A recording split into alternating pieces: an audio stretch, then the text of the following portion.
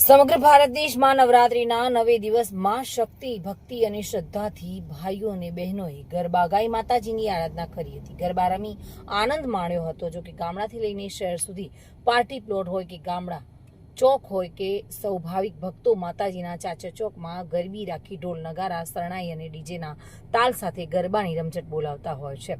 આસો સુદ એકમથી નોમ સુધી ગરબા રમતા જ હોય છે। ત્યારે બનાસકાંઠાના ઓગળ તાલુકાના વેપારી મથક થરાદ રોડ પર આવેલા ગોકુલનગર સોસાયટીમાં આવેલા ગોકુળિયા ગોગા મહારાજના ચોકમાં છેલ્લા 30 વર્ષથી ગરબાનું આયોજન થાય છે। આ ગરબાના આયોજક લલિતભાઈ કોટક, કનકભાઈ ખત્રી, અંકુરભાઈ ઠક્કર, નિરંજનભાઈ ઠક્કર, વિજયભાઈ ટેસ્ટી અને રાજુભાઈ લાટી આ સૌ ગરબામાં ભારે જહેમત ઉઠાવીને સેવા આપે છે। નવરાત્રિમાં લાણી અને ગરબામાં ગરબે ઘૂમતી બહેનોને ઇનામ કૂપન દ્વારા મોમેન્ટો આપવામાં આવે છે। આ વર્ષે એક નોરતું વધતા ગરબા રમતી બહેનોને મજા પડી ગઈ હતી। આસો સુદ દસમની વિજયાદશમીની રાત્રે 12:30 વાગ્યા સુધી બહેનો ગરબે ઘૂમી હતી અને પછી માતાજીની આરતી કરી ગરબીના વધામણા કર્યા હતા। ત્યારે ગરબીના વધામણા વખતે બહેનોએ માતાજીને પ્રાર્થના કરી કે આવતી સાલ વહેલા ગરબા રમે પધારજો। હું અહીંયા ગોકુલનગર સોસાયટીમાં રહું છું। અહીંયા છેલ્લા 30 વર્ષથી અહીંયા નવરાત્રીનું આયોજન થઈ જ રહ્યું છે। સોસાયટીની બહેનો ઉત્સાહથી અને માતાજીની ભક્તિથી ગરબા કરે છે। આ સોસાયટીમાં બહુ સારી રીતે અને બહુ ભવ્ય આયોજનથી માતાજીના ગુણગાન થાય છે।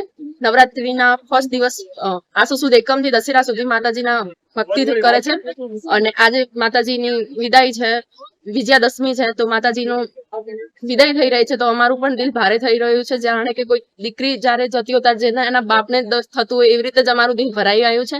માતાજીને હું પ્રાર્થના કરું છું કે 12 મહિને વહેલાસર વધારે અને મને એમની ભક્તિનો ફરથી સૌભાગ્ય આપે। બનાસકાંઠાના કાંકરેજ તાલુકામાં જે 2 વિભાજન થયું છે અને નવો તાલુકો બન્યો છે। નવો તાલુકો એટલે કે ઓગળ નામ પડ્યું છે। ઓગળ તાલુકાના આજે થરાતાણા વિસ્તારની અંદર ગોકુલનગર સોસાયટીમાં છેલ્લા 30 વર્ષથી અહીંયા ગરબાનું આયોજન થાય છે।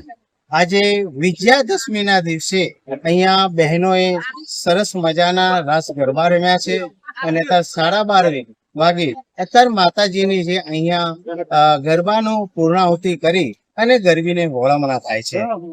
અહીંયા રોજે રોજ અહીંયા લાણી પણ આપવામાં આવે છે અને 71 જેટલા ઇનામ પણ આપવામાં આવે છે અને બહેનો પણ અત્યારે અમારી સાથે મીડિયા સમક્ષ જણાઈ રહી છે કે આજે છેલ્લો દિવસ છે અને માના ગુણગાન ગાઈ અને અહીંયા જે ગરબી જે વળે છે તારું અમારું દિલ ભરાઈ ગયા છે કે હે માં અમારી સોસાયટીની અંદર દરેક રહીશોને ભાઈઓ બહેનોને સુખ સંપત્તિ અને સુખી કરજે અને વહેલાસર 12 મહિને માં ફરી નવરાત્રીમાં તું અમારા ગરબા રમવા માં પધારજે।